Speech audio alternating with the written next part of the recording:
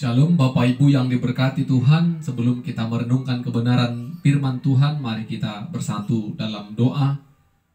Terpuji, termulia nama-Mu ya Tuhan, Tuhan yang memberkati dan memelihara kehidupan kami.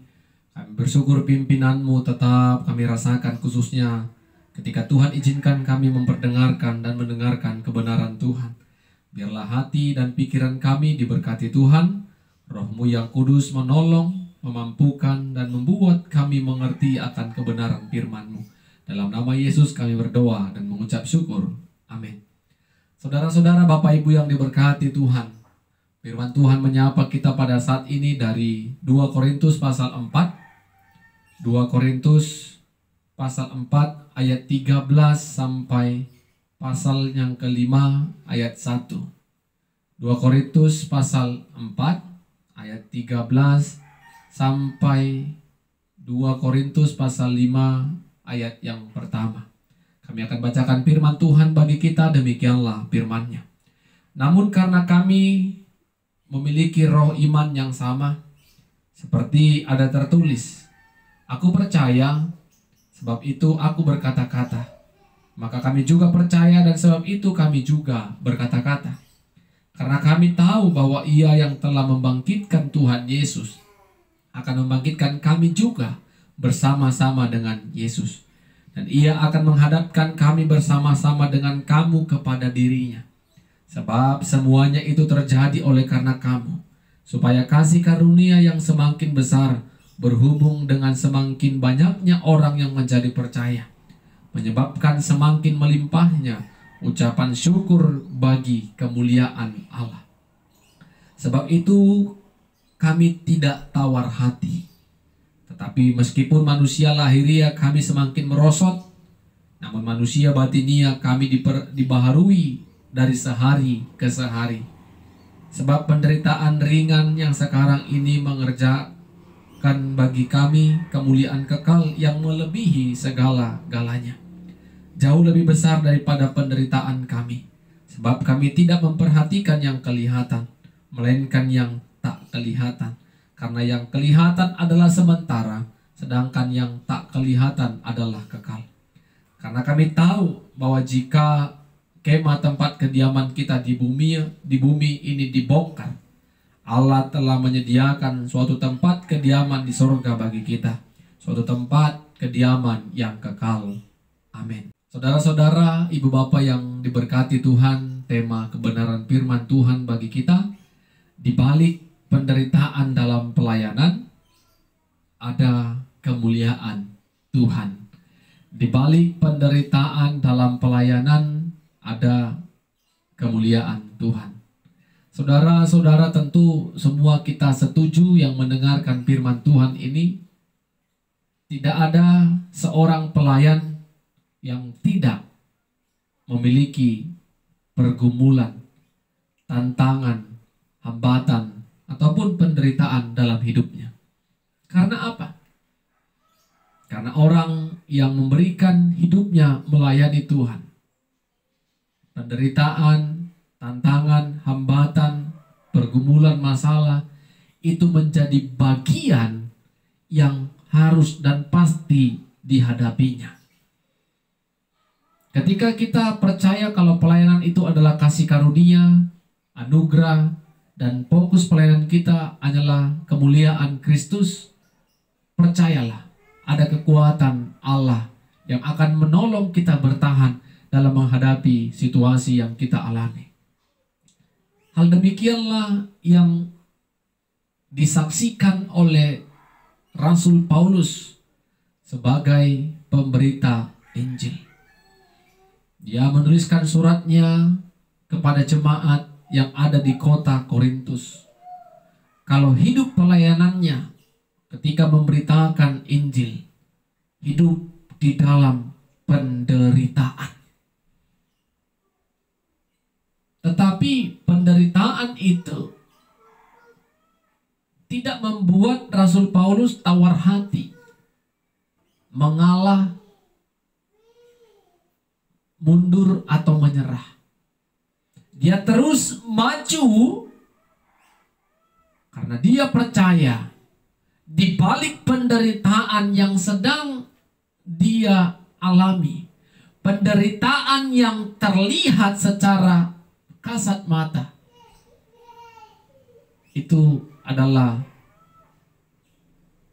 kemuliaan Tuhan semakin dinyatakan.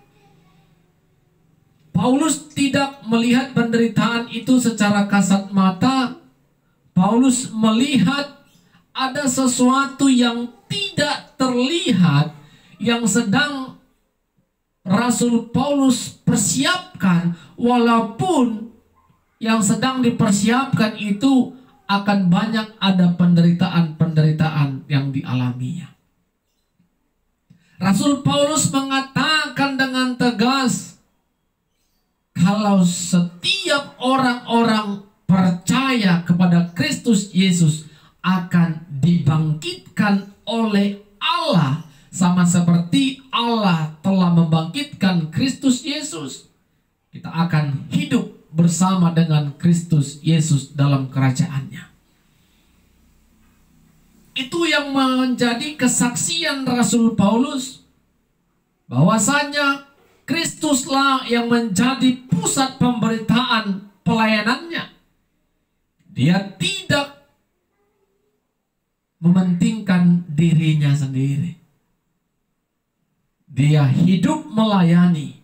Walaupun dia harus menderita, berita Injil harus sampai kepada jemaat yang Tuhan percayakan dalam kehidupan Rasul Paulus.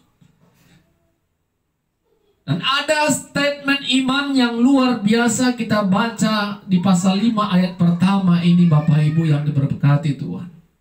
Kalau Allah membongkar tempat kediaman kita di bumi ini, menunjukkan kedatangan Tuhan kedua kali, maka sesungguhnya kita tidak lagi cemas, takut, dan khawatir. Karena ada kediaman yang kekal di surga yang Tuhan sediakan bagi kita orang-orang yang setia, percaya kepada Tuhan sampai kita mengakhiri hidup kita. Ini yang membuat Rasul Paulus percaya, yakin, walaupun dia harus menderita, walaupun dia harus susah, walaupun dia harus dihina, dicaci, dikecilkan, dia melihat dan mengimani ada tempat yang Tuhan sudah persiapkan baginya dan bagi kita orang-orang percaya. Bapak Ibu yang diberkati Tuhan, apa yang kita renungkan dari kebenaran firman Tuhan saat ini? Poin yang pertama, kunci hidup berhasil dalam dunia yang panah ini adalah jangan menyerah. Jangan tawar hati. Kita harus maju, pantang mundur, dan tidak menyerah. Walaupun hidup ini harus dibayang-bayangi dengan penderitaan dan kesusahan. Karena apa Bapak Ibu? Karena ada Tuhan yang memelihara hidup kita tentunya.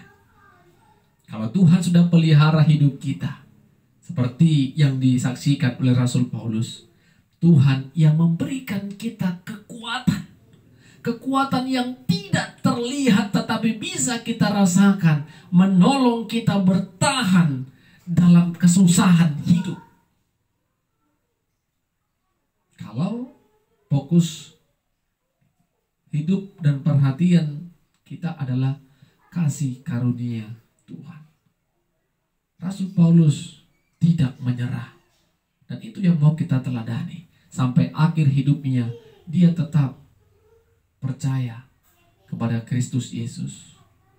Dan poin yang kedua Bapak Ibu yang diberkati Tuhan, apa yang dikatakan oleh Rasul Paulus ini adalah hal yang harus kita imani.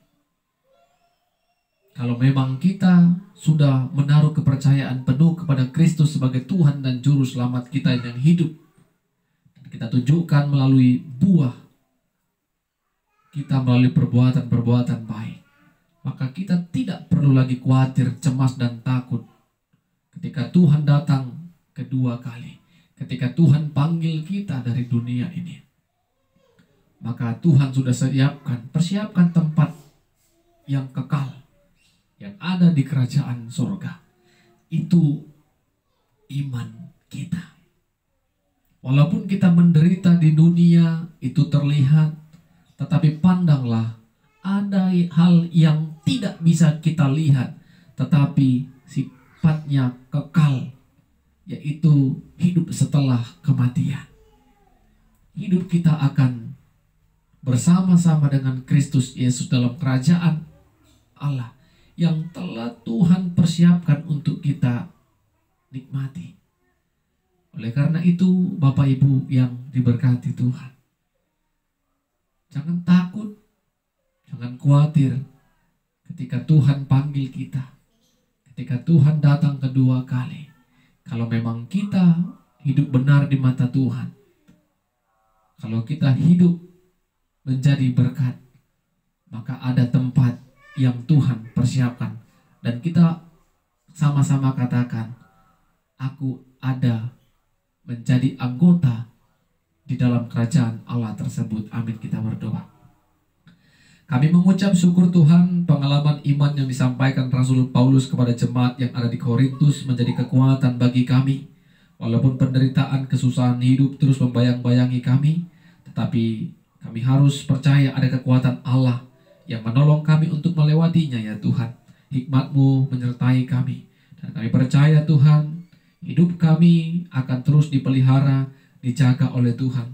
Engkau menolong kami memelihara iman percaya kami. Dan Engkau menolong kami untuk tetap bisa berbuah dengan melakukan perbuatan yang berkenan di hadapan Tuhan. Agar ketika Tuhan datang, Tuhan panggil kami, maka kerajaan sorga menjadi bagian hidup kami. Kami bersyukur itu semua karena kasih karunia Tuhan. Dalam nama Yesus kami berdoa dan mengucap syukur. Amin. Shalom Bapak Ibu, Tuhan Yesus memberkati kita semua.